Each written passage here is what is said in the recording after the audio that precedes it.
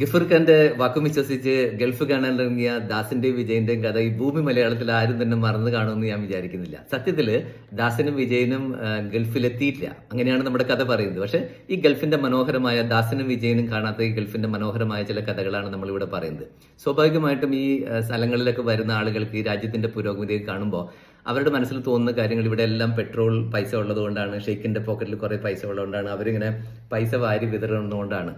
സത്യത്തിൽ അങ്ങനെയല്ല. ഇവിടെ വളരെ മെറ്റിക്കുലസ് ആയിട്ട് പ്ലാൻ ചെയ്യുകയും എക്സിക്യൂട്ട് ചെയ്യുകയും ചെയ്യുന്ന ചില കാര്യങ്ങൾ കൊണ്ടാണ് ഈ രാജ്യത്തിന്റെ പുരോഗതിയൊക്കെ നടക്കുന്നത്. ഇന്ന് അതിലൊരു കാര്യം നമ്മൾ കാണാനായിട്ട് നമുക്ക് പറ്റും. നമുക്കറിയാം, ഡൊണാൾഡ് ട്രംപ് അമേരിക്കൻ പ്രസിഡന്റ് ആയിട്ട് രണ്ടാമത്തെ പ്രാവശ്യം വന്നതിന് ശേഷം ഒരു മാസം കഴിഞ്ഞു. അദ്ദേഹത്തിന്റെ ചില പോളിസികളും അദ്ദേഹത്തിന്റെ ചില പരാമർശങ്ങളും കൊണ്ട് ലോകത്തിൽ മുഴുവനും ഡിസ്ട്രപ്ഷൻസ് വരുത്തിയിരിക്കുകയാണ്. അദ്ദേഹത്തിന്റെ ഈ പോളിസികളിൽ ഒരു പോളിസി നമ്മൾ കേട്ടിട്ടുണ്ടാവും. ഇതിന് പറയുന്ന പേരാണ് ഡോജ് എന്ന് പറയുന്നത്. DOGE, department of government efficiency. സത്യത്തിൽ അമേരിക്കയിൽ അങ്ങനെ ഒരു ഗവൺമെന്റ് ഡിപ്പാർട്ട്മെന്റ് ഇല്ല. ഇത് അമേരിക്കൻ പ്രസിഡന്റിനെ ഹെൽപ്പ് ചെയ്യുന്ന ഒരു അഡ്വൈസറി ഡിവിഷനെയാണ് നമ്മൾ ഡോജ് എന്ന് പറയുന്നത്. അതായത് അമേരിക്കയിലെ ഫെഡറൽ ഗവൺമെന്റ്, രണ്ട് ഗവൺമെന്റുകളാണ് അവിടെ ഉള്ളത്. അമേരിക്കയിൽ 50 സ്റ്റേറ്റുകളും കവർ ചെയ്യുന്ന ഒരു ഗവൺമെന്റാണ് ഫെഡറൽ ഗവൺമെന്റ്. അതിൽ ഏകദേശം 3 മില്യൺ ആളുകൾ വർക്ക് ചെയ്യുന്നുണ്ട്, 30 ലക്ഷത്തോളം ആളുകൾ വർക്ക് ചെയ്യുന്നുണ്ട്. ഓരോ സ്റ്റേറ്റിനെ പ്രതിനിധീകരിച്ച് ഗവർണറുടെ കീഴിൽ ആ സ്റ്റേറ്റിന് വേണ്ടി ഒരു സെപ്പറേറ്റ് ആയിട്ടുള്ള ഒരു ഗവൺമെന്റും ഉണ്ട്. അപ്പൊ ഈ ഫെഡറൽ ഗവൺമെന്റിനകത്ത് എങ്ങനെ എഫിഷ്യൻസികൾ നമ്മൾ കൂട്ടാം എന്നുള്ളതാണ് ഡോജ് നമ്മൾ പറയുന്നത്. ഒന്ന് ആലോചിക്കുക.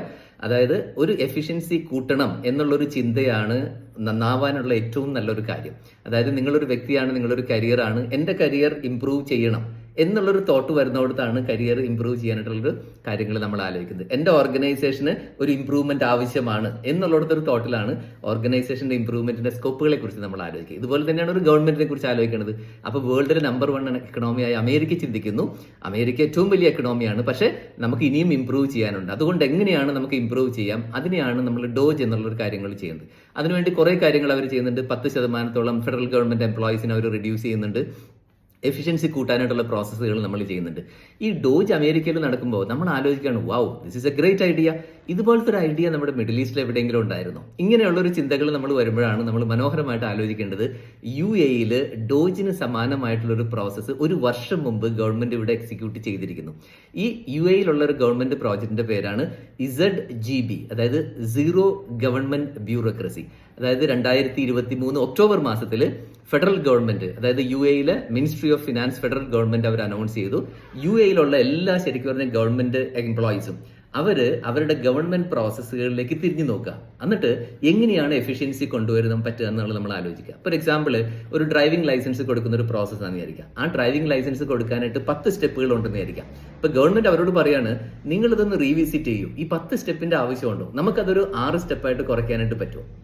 നിങ്ങളൊരു 6 സ്റ്റെപ്പായിട്ട് കുറയ്ക്കാൻ പറ്റുകയാണെങ്കിൽ ഓട്ടോമാറ്റിക്കായിട്ട് നിങ്ങൾ 40% എഫിഷ്യൻസി അവിടെ കൊണ്ടുവരാണ്.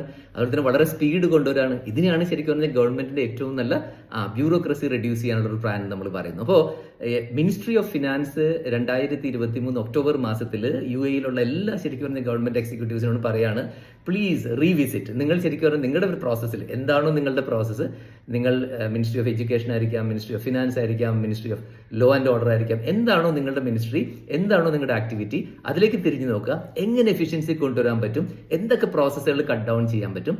അപ്പൊ UAE ഉദ്ദേശിക്കുന്നത് ഏകദേശം 2000-ഓളം പ്രോസസ്സുകൾ സിംപ്ലിഫൈ ചെയ്യാൻ പറ്റും. 50% ടൈം നമുക്ക് സേവ് ചെയ്യാൻ പറ്റും. എന്നാലോചിച്ച് നോക്കുക. അപ്പോൾ ഡബിൾ ദ എഫിഷ്യൻസി നമുക്ക് കൂട്ടാനായിട്ട് പറ്റും. അപ്പൊ ഇതിനു വേണ്ടി ഗവൺമെന്റ് വെറുതെ ആഹ്വാനം ചെയ്യുക മാത്രമല്ല ചെയ്യേണ്ടത്.